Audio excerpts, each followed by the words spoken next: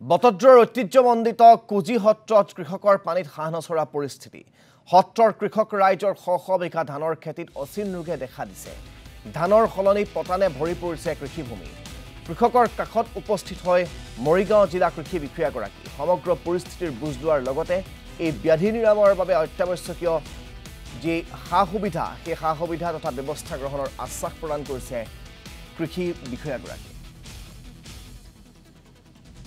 ৰোগটো অচিন নহয় এইটো নেক ব্লাষ্ট বুলি কয় ফাংগাছ হয় এইটো আপোনালোকৰ মানে তিনিটা চাৰিটা কাৰণ আছে এক নম্বৰ কাৰণ হ'ল গৈ পেলাই আপোনাৰ যোনটো বীজৰ চ'ৰ্চটো মানে আপোনাৰ যদি ভাল হয় তেতিয়াহ'লে জেনেৰেলি এইটো নহয় এই বেমাৰটো নহয় এওঁলোকক মই আপোনাক সুধিছিলোঁ এওঁলোকে আপোনাৰ কোনোবা দোকানৰ পৰা হাইব্ৰিড ধান হয় এইটো হাইব্ৰিড ধানত এইটো আপোনাৰ বেছিকৈ হয় গতিকে চ'ৰ্চটো আমাৰ মানে ভাল হ'ব লাগে মানে চাৰ্টিফাইড চিড হ'ব লাগে আৰু ভাল দোকানৰ পৰা আনিব লাগে চাৰ্টিফাইড দোকানৰ পৰা আনিব লাগে আজিকালি কি হয় য'তে ত'তে দোকান কিছুমান মানুহে যিকোনো বজাৰত দেখিব আপোনাৰ গুটি লৈ বহি গৈছে বীজ লৈ বহি গৈছে তাৰ পৰা মানুহে লৈ অহাৰ কাৰণে মানে আমাৰ বীজটো আপোনাৰ চ'ৰ্চটো যেতিয়া ভাল নহয় তেতিয়াহ'লে এইটো বেমাৰ হয় নেক ব্লাষ্ট হয় এইটো আৰু দুই নম্বৰ কথা হ'ল বীজটো শোধন কৰিব লাগে আপোনাৰ বেবিষ্টিন কাৰ্বেণ্ডিজিম দি পেলাই শোধন কৰি পেলাই তেওঁলোকে কৰিব লাগে এই বীজটো শোধন কৰা নাই সেইকাৰণে তেওঁলোকক সুধিছিলোঁ তেওঁলোকক বীজত মানে মেডিচিনটো দি পেলাই আপোনাৰ যোনটো ফাংগিচাইড দি পেলাই বীজটো শোধন কৰা নাই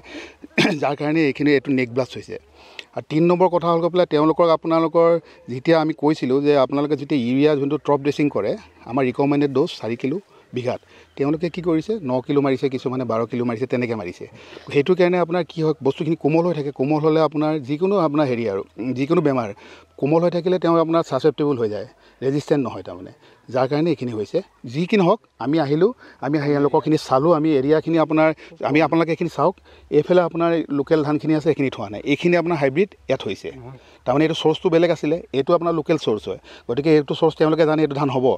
হাইব্ৰিডটো মানুহে কিয় কৰে হাইব্ৰিডৰ আপোনাৰ প্ৰডাকশ্যন ডাবল হয় সেইটো কাৰণে মানুহে নিজে মানে এটা প্ৰডাকশ্যন ভাল ডাবল হ'লে তেওঁলোকৰ ইনকাম ডাবল হ'ব সেইটো কাৰণে কৰে কিন্তু তেওঁলোকে যে আপোনাৰ চ'ৰ্চটো ভালকৈ যদি তেওঁলোকে এবাৰ আমাকো সুধিলে হয় তেতিয়াহ'লে আমি তেওঁলোকক কিবা এটা ক'ব পাৰিম